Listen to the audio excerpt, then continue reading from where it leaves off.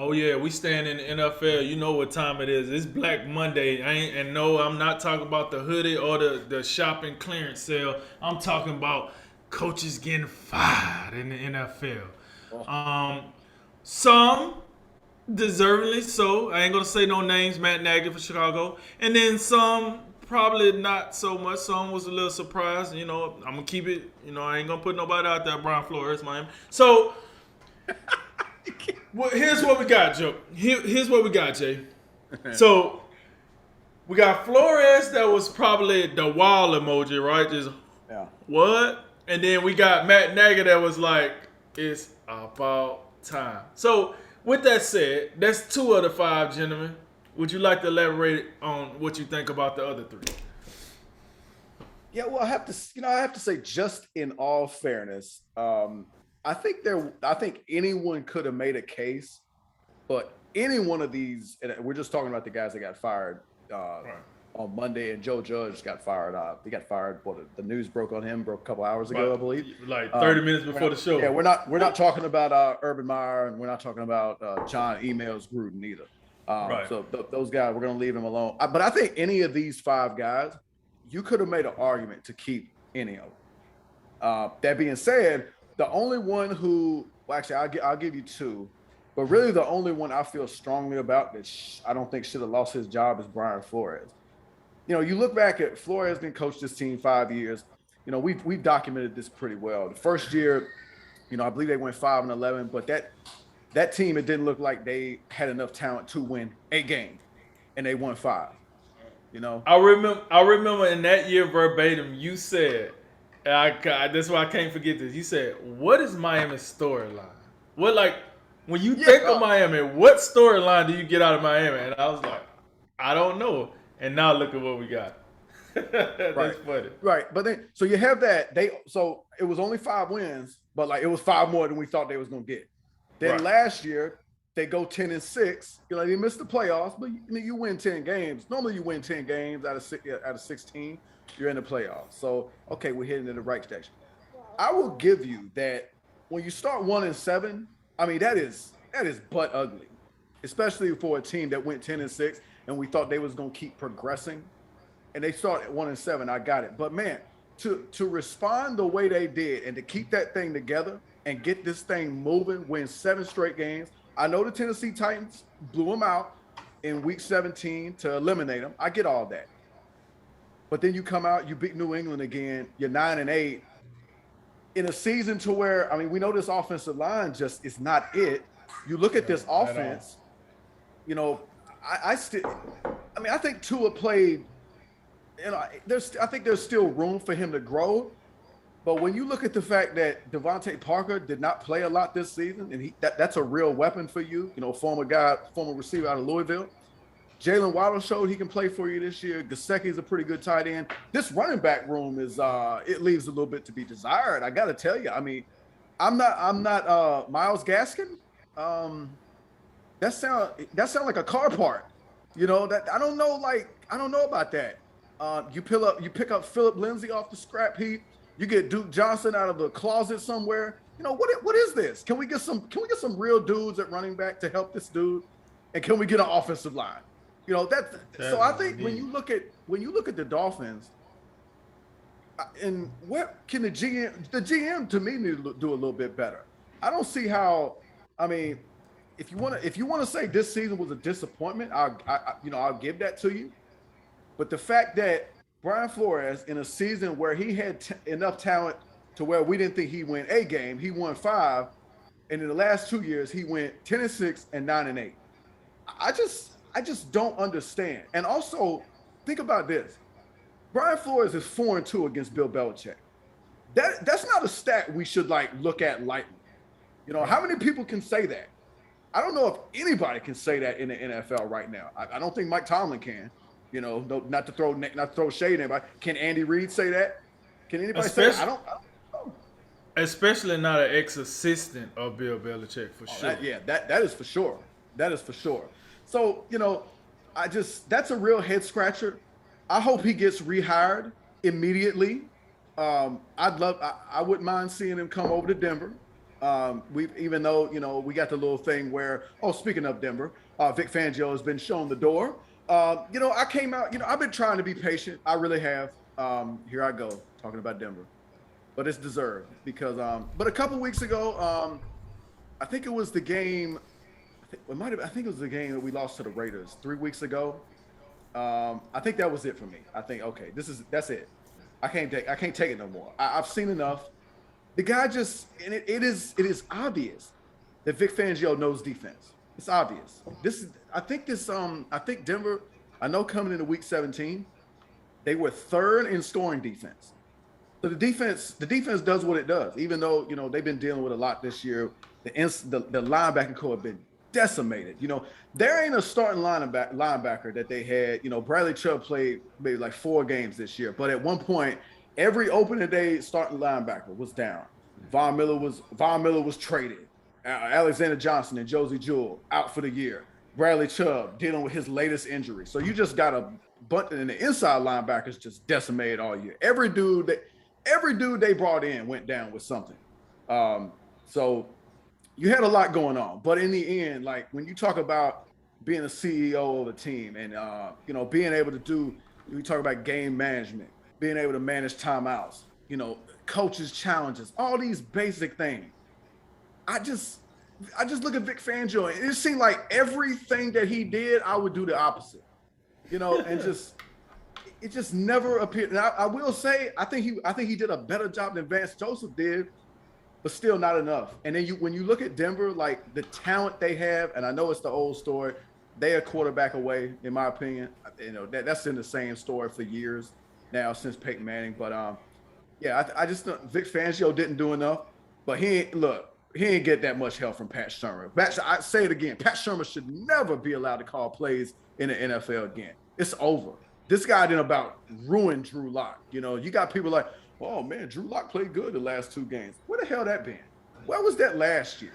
And why did he lose his job to Teddy Bridgewater? Let's open an investigation into that, because I'm not seeing the difference. So Vic Fangio, I got nothing but respect for the man. I would not be upset if Denver kept him as defensive coordinator. I don't think you can do that, but I wouldn't be mad at that because the guy knows defense. There can be no doubt. The other guy, that I think I'm not too upset that Mike Zimmer, is gone.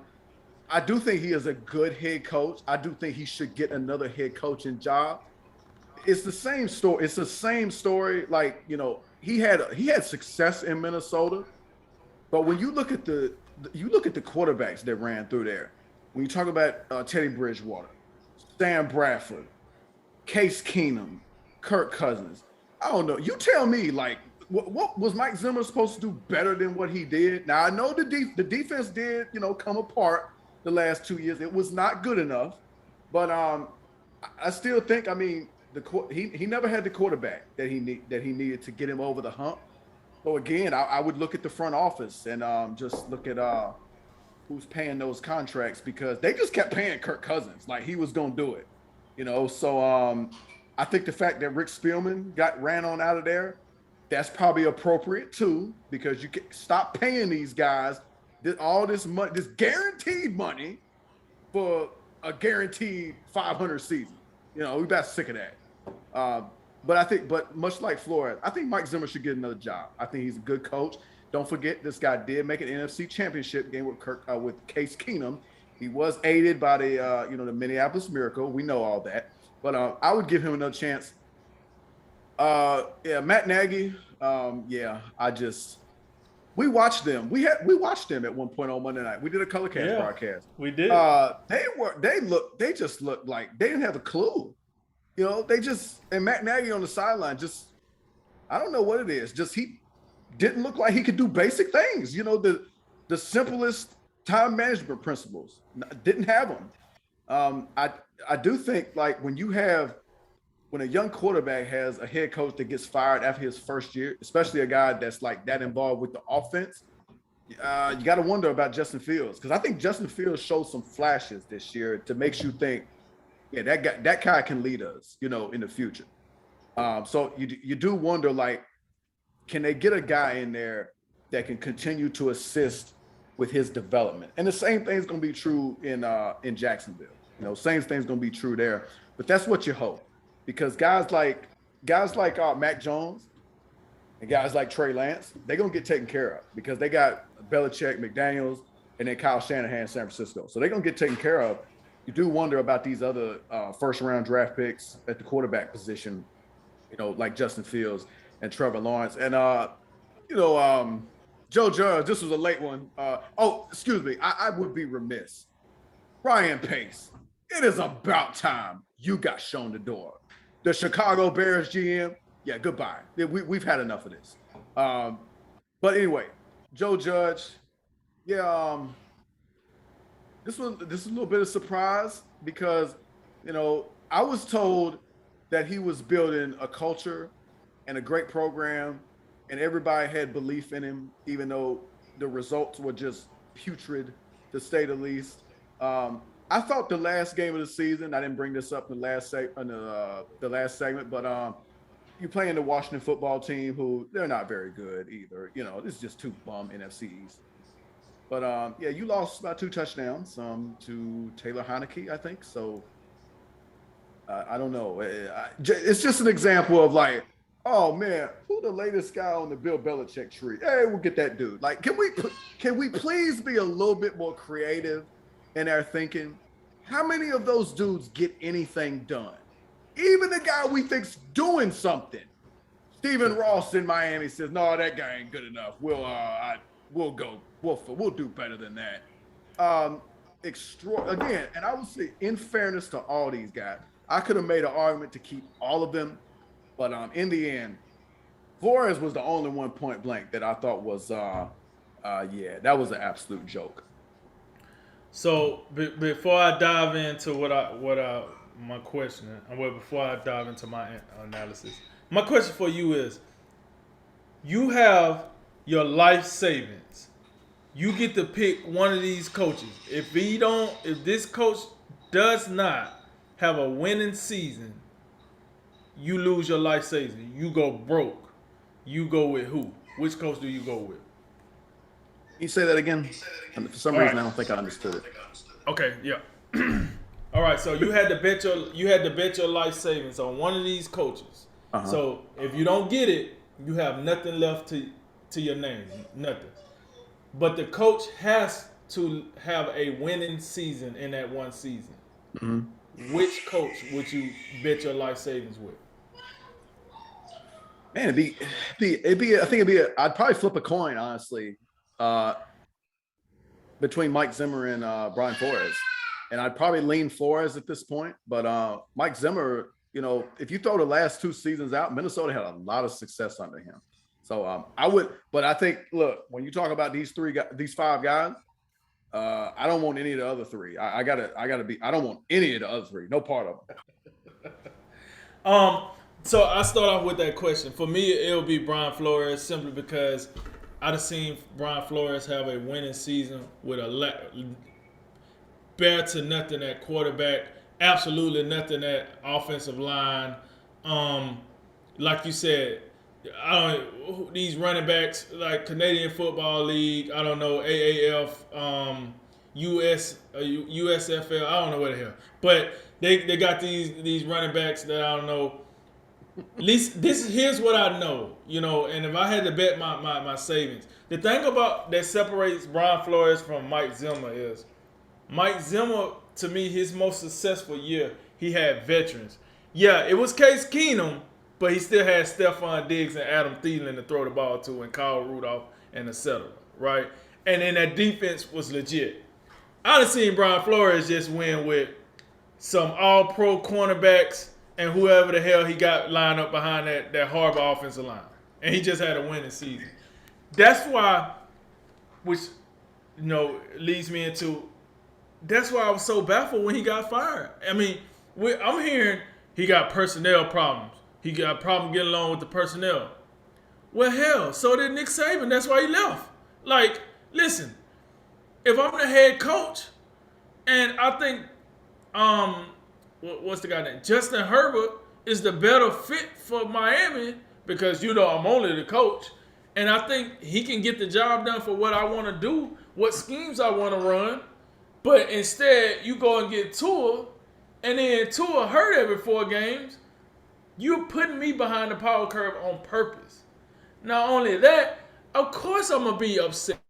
Why not be upset with that? Like, you keep giving me bull crap. I want to go get this. You keep giving me that. So I don't know what this whole he has a problem with personnel. I think he just have a problem with the personnel that they're drafting that he would rather draft. Because keep it real. If he would have got the guy that everybody perceived he wanted in Justin Herbert, where would Miami be right now? You know what I'm saying? Like, so he ain't wrong. Like, it's not like he's asking for garbage players. That's a pretty legitimate ask if you ask me. And you could have very well had him.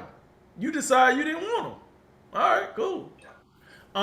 So I think that's the thing with Flores, and I think if you remember this now, you go back to Flores, you remember he got into a spat with Kenny Stills and some of the other, black players on the team because they was doing the, George Floyd time and whatnot, and Colin Kaepernick and all this, and they was like, a lot of Black Lives Matter and this, that, and the third, and Flores was like, listen, see, this that bull crap. And started to make me think you guys ain't been through nothing in your life. Because I done been discriminated a lot in my life. This ain't the way to handle it. You want to handle it the right way. You go out there and take care of your business. That's when he put his foot down, and I was like, oh, okay. I think I've said this before. Like, when Miami got him and we started to see, like, what he could do, like, a lot, and we talk about Mike Tomlin, like who can be the next Mike Tomlin. That's what I thought Miami had. I thought they had the next Mike Tomlin, and now somebody else gonna have the next Mike Tomlin, Brian Flores. I think he looks like he can coach a lot. Miami's starting to look like one of them organizations they're just bad from the top down. And I know to me, and I hate to bring this up, but when you do something like this to where you just fire a guy for piss poor reasons, because like you firing a guy for being 24 and 25, well, the first year didn't count because he ain't have nothing, and he still found a way to win 5 games. But the past 2 seasons, he's been 19 and 14. They're still working to build that roster, especially offensively. But you fire him for no apparent reasons. And by the way, that game we watched on Thursday night against Baltimore, what he did to Lamar Jackson. Impressive. So this guy can coach. I think he got the X's and O's plus all the things you need as a head coach from a motivational standpoint. So this just gives like ammunition to some people to get on social media and be like, oh, well, we know why Brian Flores got fired, It must say a lot about that white owner. That's all I'm saying. But that's the problem, that when you make a decision that appears to be foolish, it gives people the excuse to bring up those type of narratives. And I don't know Stephen Ross from a can of paint, but when you do something this dumb, you almost deserve to get what's coming to you. No, I agree with you.